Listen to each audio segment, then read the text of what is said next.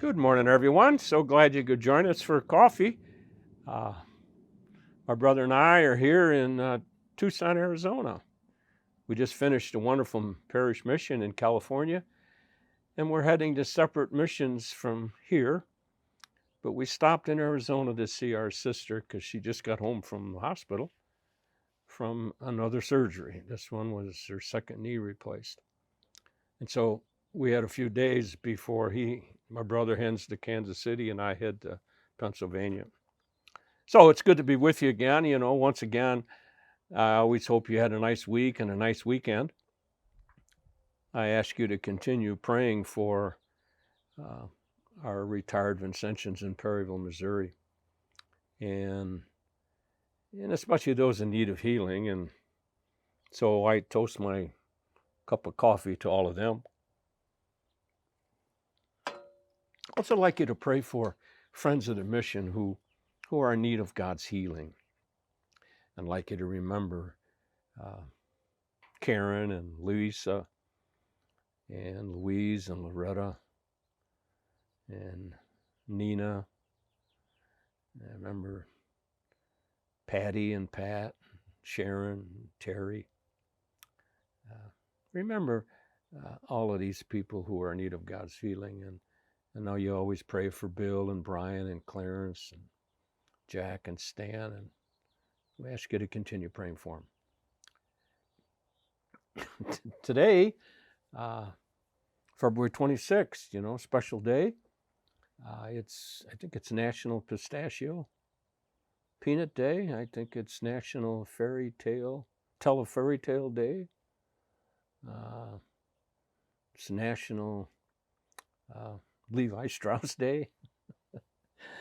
You know what they think of next. But for me, I'm just remembering what I heard from the gospel yesterday and today.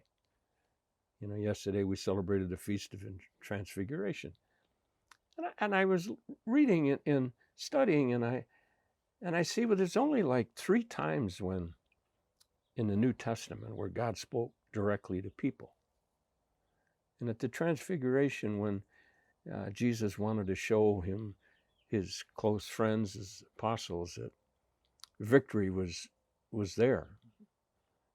And so it was one of the few times that God spoke to the people. Yeah. And every time he spoke, it was always about his son, that he was well pleased, whether it was at the baptism. And so I appreciated reflecting upon God speaking. And I thought one of the things I need to be a little better at is listening. I'm good at talking to God.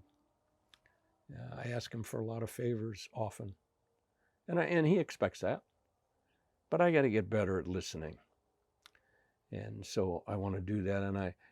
And one of the things I need his help for, and it was part of the gospel today, where Jesus says, just don't be a judge. Don't judge.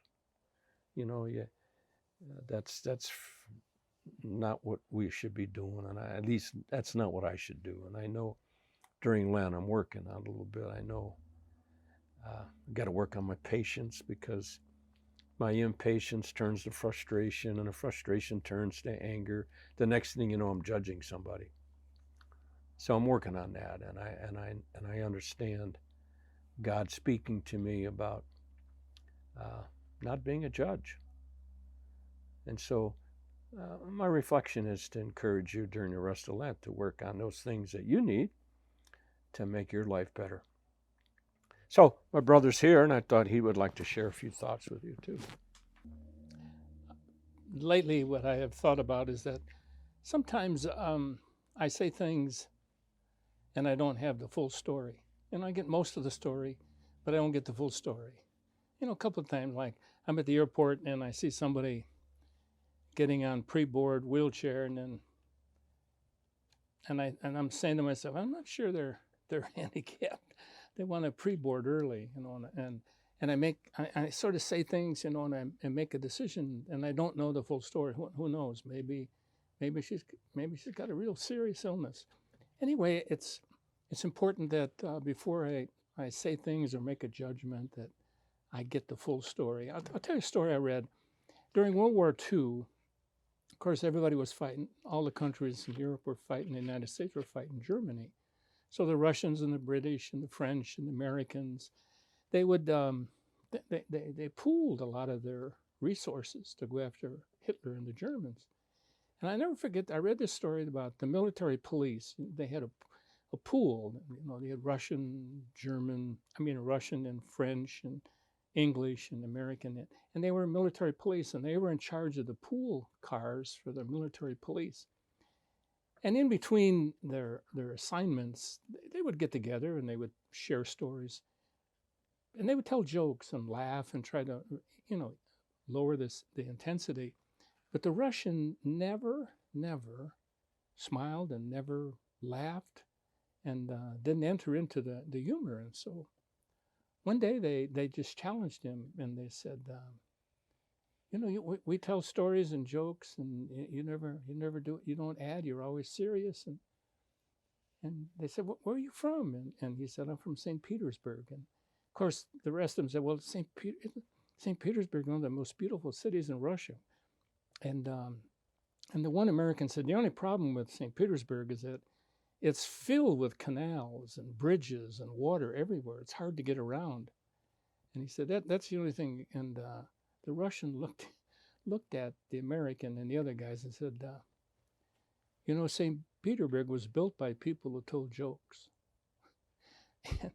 And I thought to myself, and as soon as he told them that, it seemed to change their thinking about it. And it's the same with me. When I get the full story, sometimes I'm not anywhere near right.